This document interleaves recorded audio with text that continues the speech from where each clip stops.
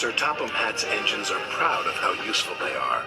It makes them feel important, but none of them feels more important than Gordon. "Watch out," Gordon wheezed. "You'll get my paint all sooty."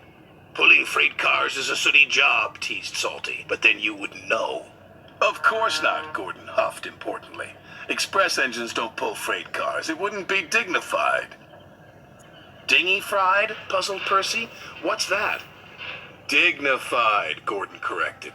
It means that someone's too big for his buffers," teased Salty. "Pah," said Gordon, and he puffed away. That evening, fog covered the island of Sodor. Everything slowed down, and soon the docks were packed with waiting freight cars. This caused confusion and delay. Sir Topham Hatt came to the sheds. He was in a great hurry.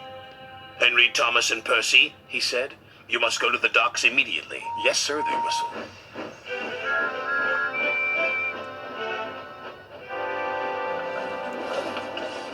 Then Sir Topham Hatt turned to the big blue engine.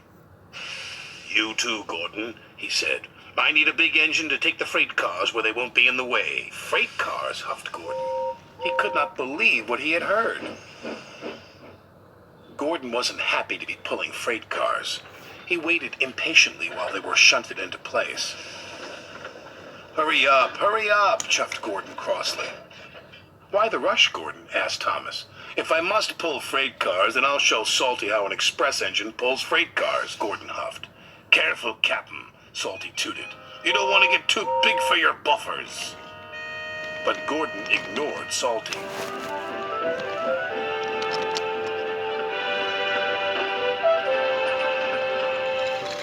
The next morning, Gordon raced along with his heavy load.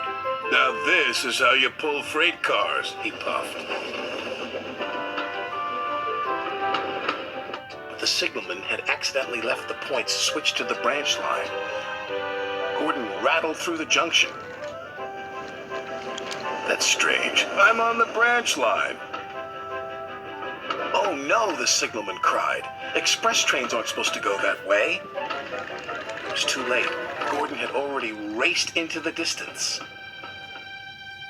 The old branch line was weak and rusty. There were signs warning all the trains to go slow. But Gordon ignored the signs.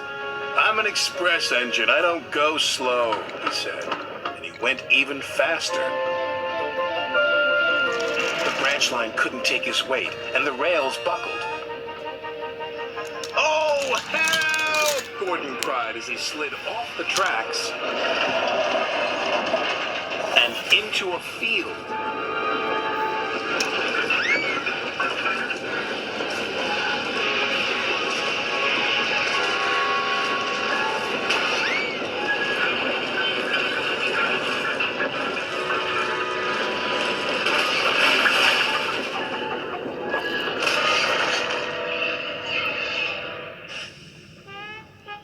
No one was hurt, but poor Gordon felt very undignified.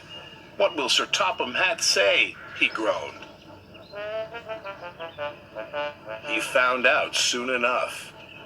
"Well, Gordon," said Sir Topham Hatt, "you wanted to show Salty a thing or two, and you've certainly done that. You've shown him how silly it is to ignore go-slow signs."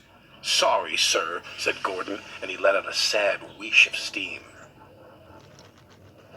Gordon was soon repaired and back at the docks ready for work, but he was very unhappy with himself.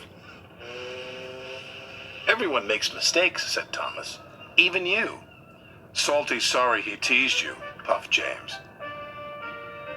"And I'm sorry I was too big for my buffers," chuffed Gordon. And all the engines gave a jolly toot. Even Gordon.